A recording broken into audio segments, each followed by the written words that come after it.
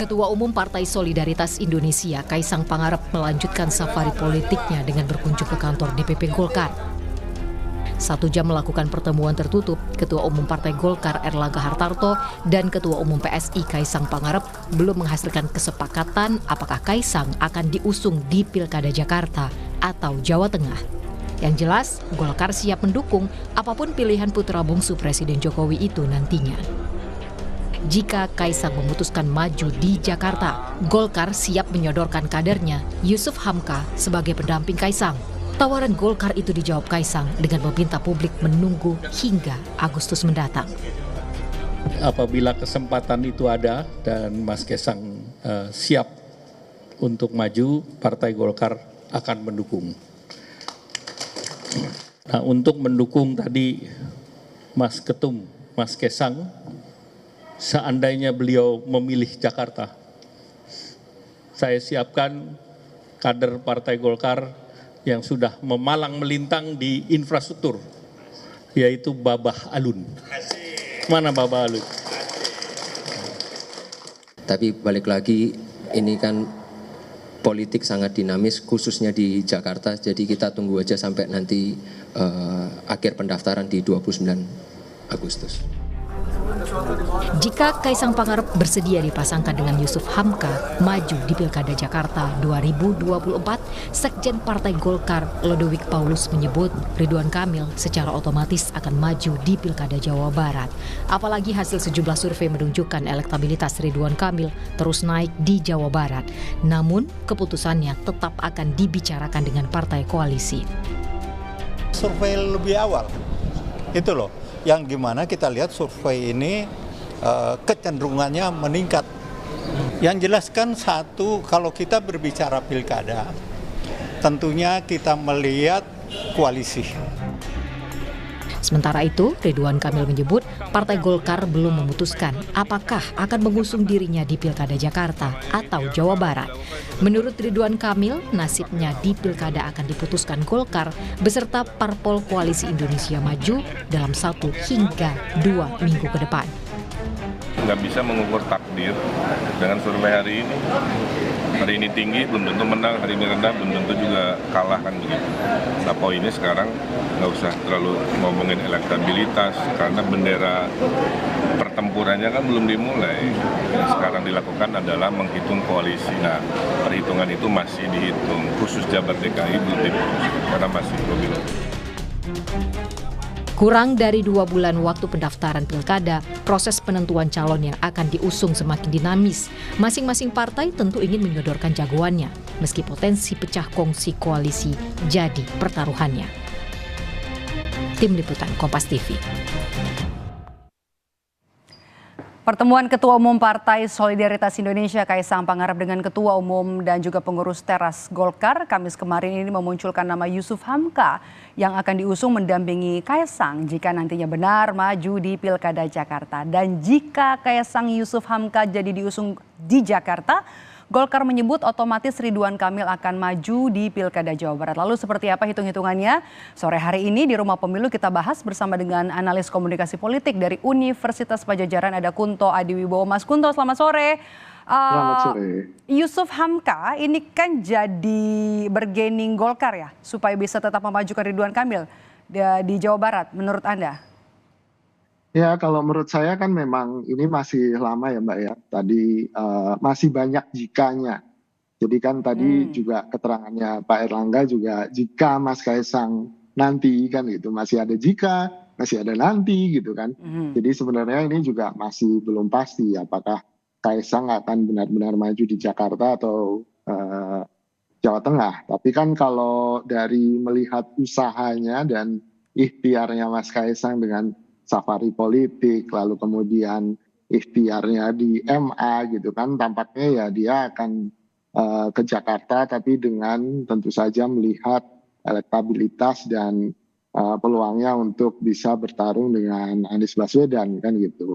Kalaupun maju dan kalah kan agak memalukan keluarganya kan gitu. Nah kalau soal Bahlun atau Yusuf Hamka sendiri, saya melihatnya ya ini tawaran Golkar untuk kemudian menepis asanya atau harapannya Ridwan Kamil supaya jangan terlalu berharap di Jakarta kayaknya gitu. Oke, kenapa nama Yusuf Hamka? Apa yang Anda lihat di balik nama kader lama dari Partai Golkar ini? Apakah memang karena bos dari jalan tol, kemudian juga punya background pengusaha? Apa yang kemudian Anda lihat? Kan nama Yusuf Hamka juga belum pernah ya masuk dalam radar atau dalam bursa dari Pilkada Jakarta. Iya, kalau ini kan satu ada pertimbangan Golkar tentu saja. Tapi kalau kita lihat dari sisi pemilih, ketika nama Kaisang disandingkan dengan Yusuf Hamka, ini akan menimbulkan chemistry yang menarik gitu Mbak. Yang pertama adalah yang satu senior, yang satunya junior. Jadi di sini kan Yusuf Hamka sebagai wakil mungkin akan mengisi jam terbang atau pengalaman yang tidak dimiliki oleh Kaisang misalnya. Atau kemudian Yusuf Hamka bisa mengisi di bagian infrastrukturnya. Dan Yusuf Hamka juga harus dicatat adalah dia punya fanbase yang luar biasa yang kemarin sempat marah-marah ke pemerintah gara-gara nggak dibayar-bayar ganti rugi tolnya ya. Ya, oke.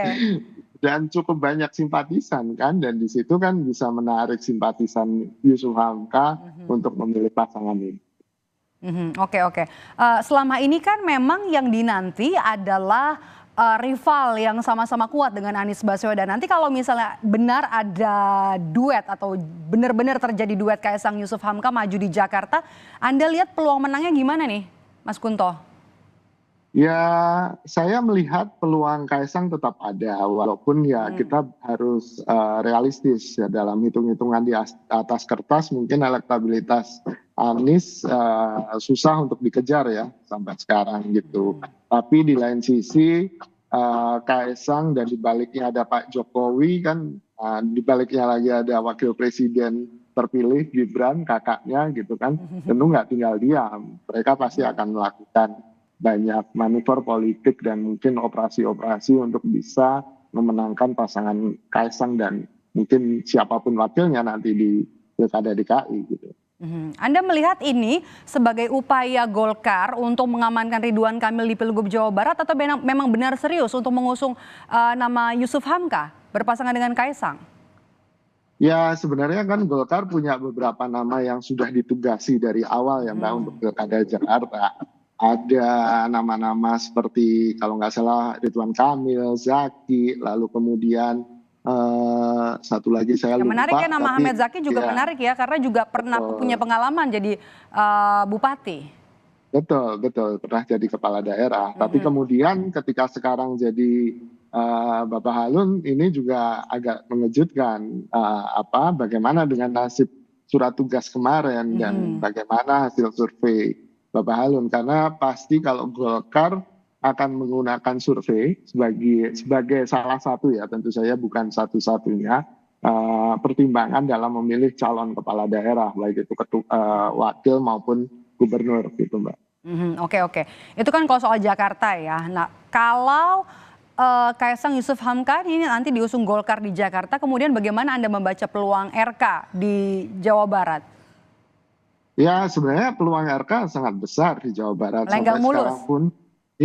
Sampai sekarang pun tampaknya dari pernyataan petinggi-petinggi Golkar baik yang di DPP maupun di DPD Jawa Barat itu lebih condong ya hampir 70-30 atau bahkan 80% Ridwan Kamil ke Jawa Barat ya gitu. Pertimbangannya karena ya dia incumbent ya kan. Lalu kedua elektabilitasnya masih tinggi, sangat tinggi bahkan. Lalu yang ketiga juga ada efek ekor jas yang ingin didapatkan oleh Golkar karena pilkadanya serentak kan. Ada 27 peta kabupaten di Jawa Barat dan dengan adanya Ridwan Kamil di calon gubernur Jawa Barat itu diharapkan bisa memberikan efek ekor jas ke kepala-kepala daerah di kota kabupaten yang lain.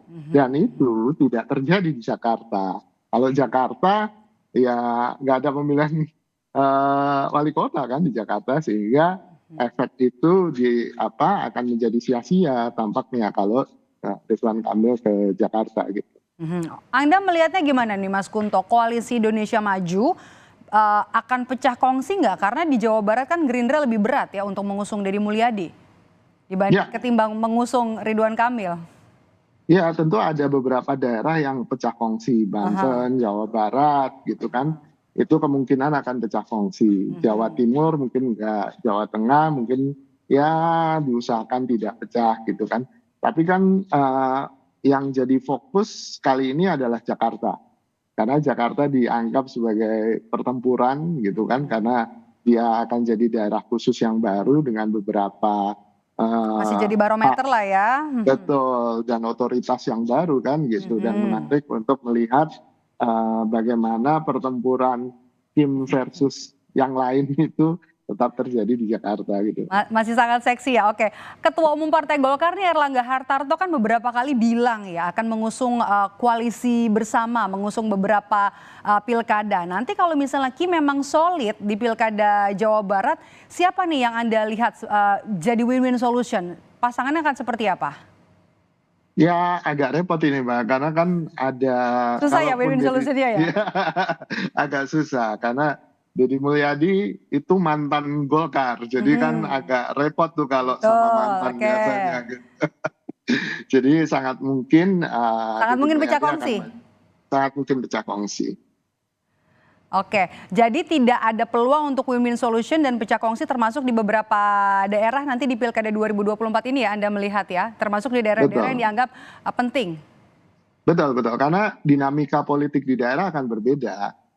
Lebih pada tokoh daripada partai, dan tokoh akan lebih jadi mercusuar daripada partainya, dan ini kan yang membuat sangat susah membangun koalisi antar partai walaupun di pusat udah oke nih koalisinya, tapi ketika ditarik di daerah tokoh-tokohnya nggak mau, dan ini yang jadi problem kan gitu. Ini yang jadi masalah ketika Kim ingin terus semua daerah koalisinya tetap berjalan gitu. Dan mungkin menurut saya ini juga salah satu dinamika daerah yang menarik gitu, karena ya ini membuktikan bahwa politik di daerah juga punya dinamikanya sendiri gitu Mbak. Kalau gitu Anda melihat nggak pecah kongsi di pilkada ini juga punya efek ke koalisi di pusat, Anda lihat begitu? Saya pikir enggak sih Mbak, tidak sekuat itu kecuali Jakarta ya gitu.